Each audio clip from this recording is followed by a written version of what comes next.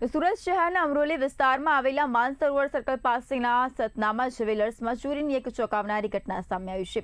ગ્રાહકના સ્વાંગમાં આવેલી સાસુ અને વહુની જોડીએ વેપારીની નજર ચૂકવીને આશરે 2 લાખ રૂપિયાની કિંમતના ચાંદીના દાગીના ચોરી કરી હતી। શહેરમાં ધોળા દિવસે બનેલી આ ઘટનાથી વેપારી આલમમાં ચકચાર મચી જવા પામી છે અને દુકાનદારને વિવિધ દાગીના બતાવવાનું કહીને બંને મહિલાઓએ તેને વાતોમાં ભોળવી રાખ્યો હતો। આ દરમિયાન વહુએ વેપારીની નજર ચૂકવીને કાઉન્ટર પરથી 900 ગ્રામ વજન ધરાવતી ચાંદીની 11 જોડી પાયલ ચાલાકીપૂર્વક ઉપાડીને પોતાની સાસુને આપી દીધી હતી અને સાસુએ ત્વરિત આ ઝાંઝરીઓ પોતાના ચણિયામાં છુપાવી દીધી હતી અને વેપારીને સહેજ પણ આશંકા ન જાય તે રીતે આ બંને મહિલાઓ ચોરી કરીને રફુચક્કર થઈ ગઈ હતી।